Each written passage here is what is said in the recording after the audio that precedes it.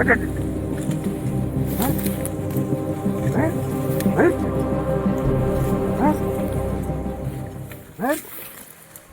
December রাত 8:30টার Kanchankanya express ধরে রওনা দিয়েছিলাম ডুয়ার্সের উদ্দেশ্যে।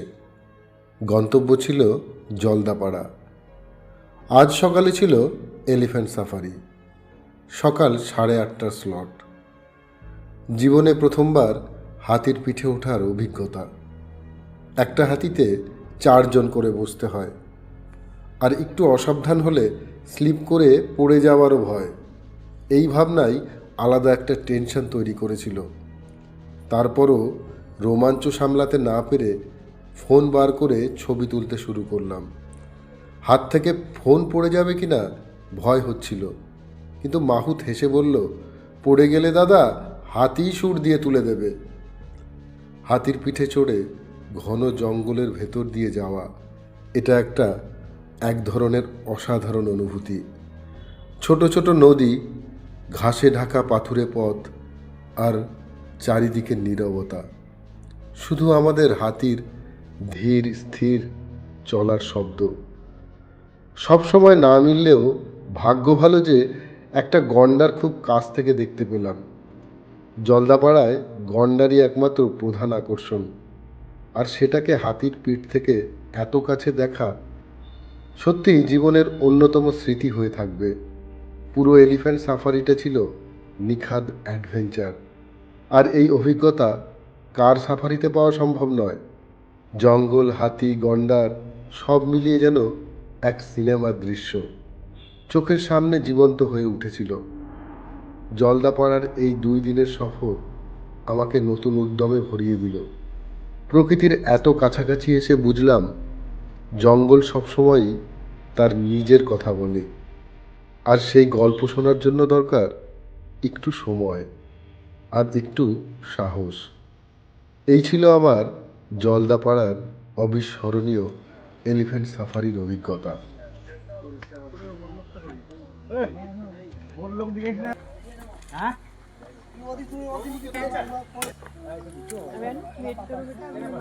प्रिया को ऐड कर लो ना, प्रिया जी को, मेरा में वही नहीं।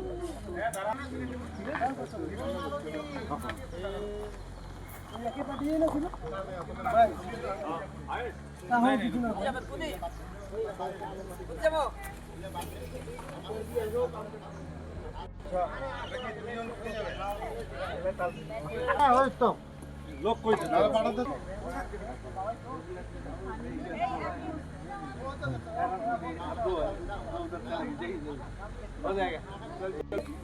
তুই পাশার থাকিস, খালি আগত লাগাই দিব।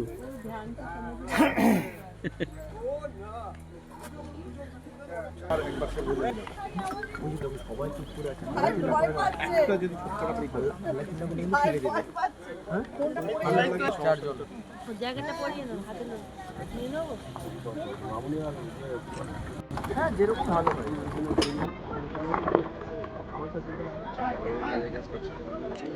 ওখানে রেখেছো মানে থাকবে, আমরা নিয়ে রাখবো। আমি সব ফটো নিয়ে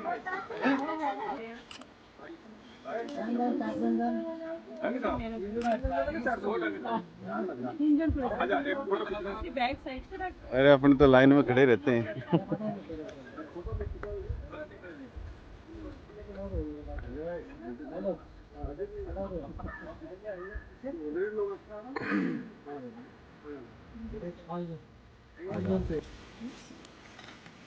শুনতে পাচ্ছি যে মানুষের ভাষা বুঝি, যেটুকু ট্রেনিং দেওয়া যায় সেইটুকু।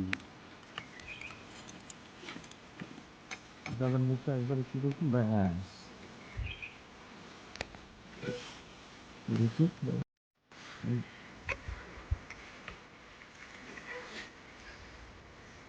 কপালে দেখতে পাবে। হ্যাঁ, দেখা যাবে। ওনাদের জানা আছে কোথায় কি আছে, ঠিক জায়গা মতো নিয়ে যাবে।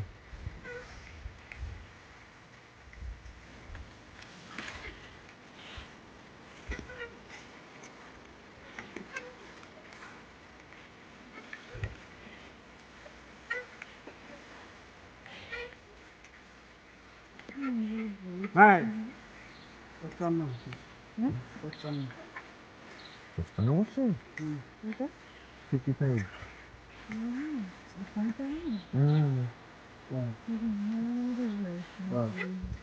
নামটা তো ভুলে গেলাম। উর্মিলা অনলাইন। ও ঠিক আছে, দাঁড়াও তুমি, আমি করছি, একটু পরে করছি, মানে নড়াচড়া হচ্ছে না।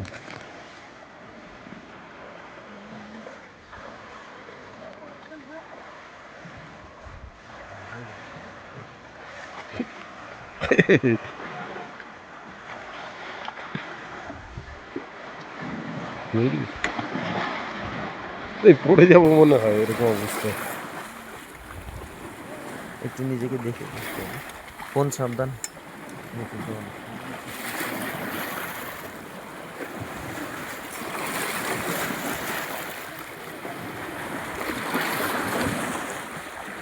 বাবা রে, এইটা একটা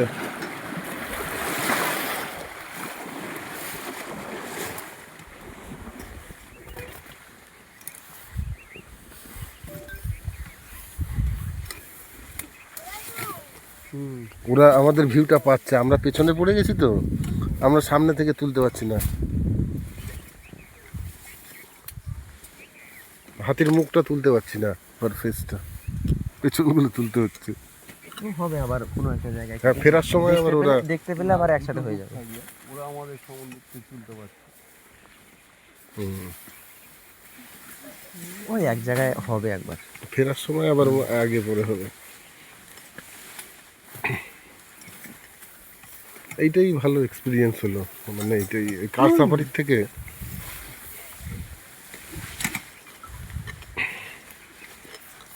এখানে কিছু আছে, বাইসান নাকি এটা? ওইটা কি, ওইটা কি একটা, এইটা মনে হচ্ছে গন্ডার। এটা গন্ডার কি বাইসান? গন্ডার না বাইসন মনে হয়।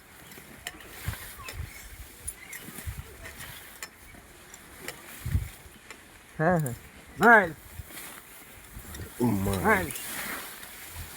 এবারে কাছে নিয়ে যাবে।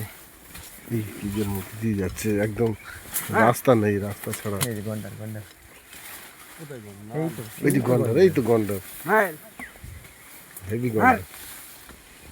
বড় বাবুর সাইডে পড়বে, ছবি ভালো নিতে পারবেন। এই গন্ডারের সামনে হিংস্র গন্ডার।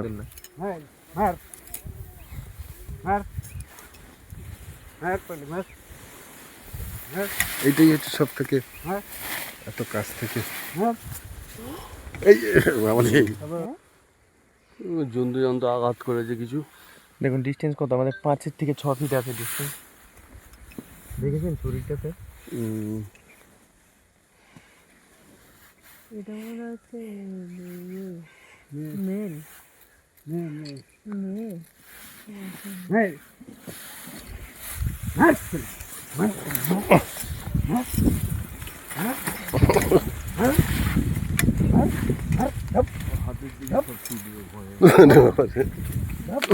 বাবারে,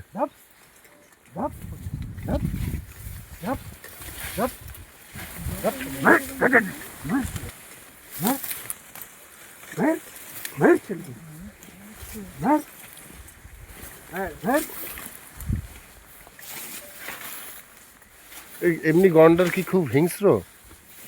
হ্যাঁ, নাকি এমনি কিছু বলে না গন্ডারের সামনে যদি কেউ?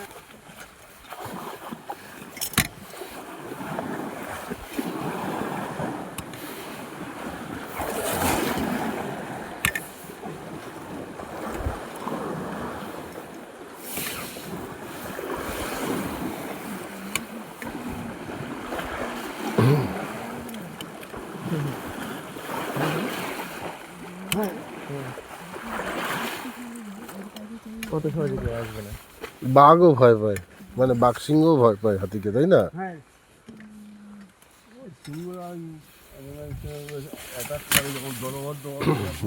গাছের ডাল দেখি, তখনই একটা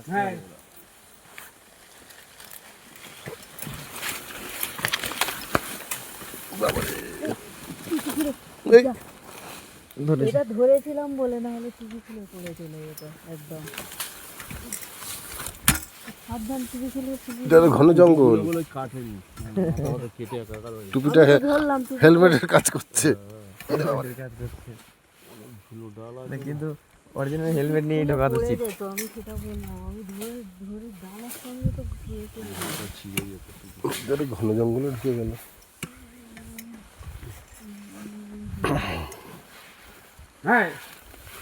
এবার আমরা একটু দিদি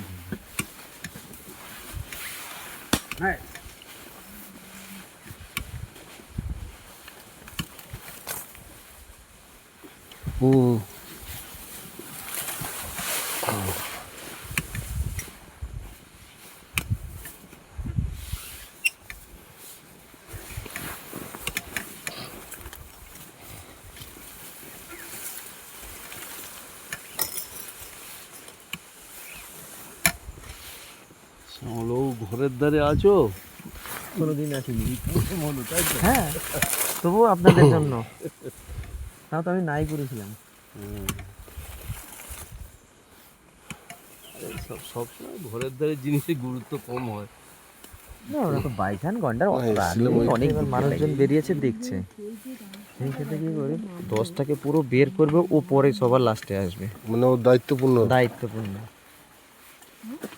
হাতি, ওই ছেলে হাতিটা আছে যাকে আমরা দাতাল বলি, সেই ক্ষেত্রে হয়তো 10টা হাতির দল একদিকে বেরিয়েছে, এবার লোকজন এসেছে, লোকজন তাড়াচ্ছে, এবার ওরা তখন ভাবে যে লোকজন এসছে আমাদের যদি কোনো ক্ষতি করে, এবার সেই ক্ষেত্রে 9টা হাতিকে পাঠাবে আর ছেলেটা পেছনে দাঁড়িয়ে থাকবে, মানুষকে তাড়াবে।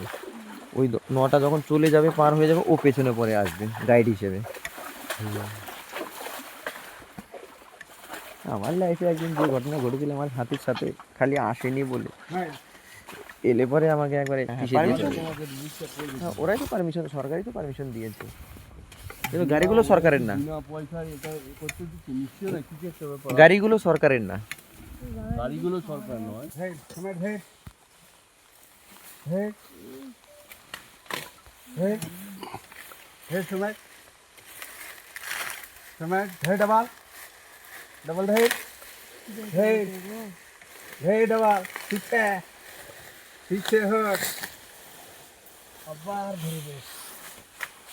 কি দে পেয়েছে। এগুলো ভালো খায় ওরা।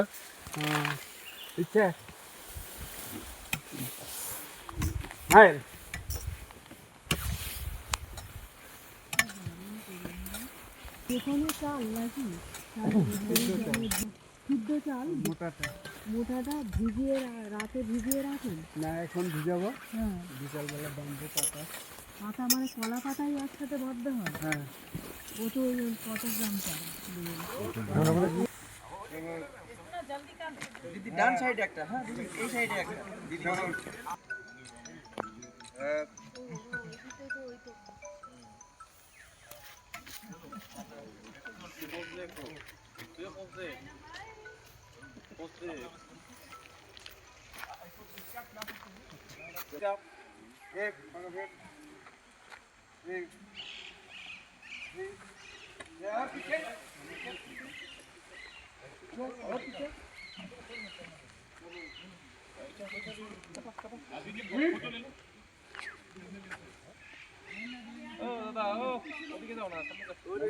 আস্তে তো এদিকে আসবো, ওদিকে যাও, ওদিকে যাও।